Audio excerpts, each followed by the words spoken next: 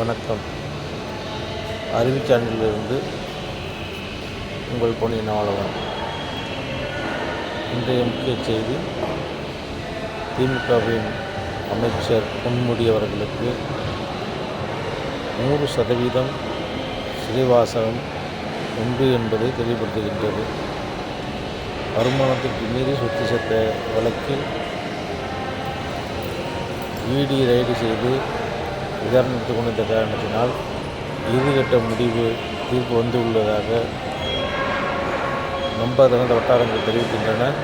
அவருக்கு சிறை உறுதியாகி உள்ளதை தெளிவுபடுத்துகின்றது.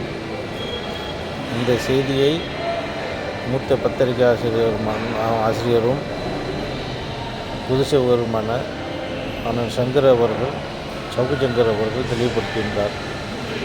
ஐயா அரசியல் விமர்சகர் மணி ஐயா அவர்களும் தெளிவுபடுத்தியிருந்தார்கள். இப்படி ஒன்றன் பின் ஒன்றாக அறிவு சார்ந்த மக்கள் தெளிவுபடுத்தியதன் காரணமாக இந்த உண்மை செய்தி வெளியில் வர துவங்கியது.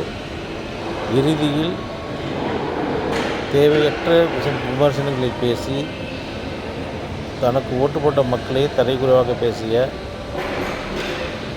மதிப்புக்குரிய அமைச்சர்னு கூட சொல்ல முடியாதுன்னு சொல்கிறாங்க. அமைச்சர் கூட சொல்லக்கூடாது. அந்த காலகட்டத்தில் அமைச்சர்னு கூட அவர் சொல்லக்கூடாது அப்படின்னு சொல்கிறாங்க. அப்படி அவர் சிறைவாசம் செல்வது உறுதி. அவர் சிறை தண்டனை அனுபவிக்க வேண்டிய ஒரு மனிதர் தான். பேச்சு கட்டமைப்பில்லை, பேச்சில் ஒரு அர்த்தமற்ற பேச்சு, பொதுமக்களை பார்த்து ஏளனமான பேச்சு, நிறைய பேச்சுகளில் அவருடைய தடுமாற்றங்கள், தனக்கு ஓட்டுப்பட்ட மக்களையே கேவலமாக நினைக்கின்ற குணம் படைத்தவர். ஆகையால் இறுதியில் அவர் சிறை செல்ல வேண்டும் போவார் என்ற செய்தி உண்மையாக இன்று தீர்ப்பு வந்திருக்கின்ற தருணத்தில் அவர் சிறைவாசகம் காண்பது உறுதி. நன்றி, வணக்கம்.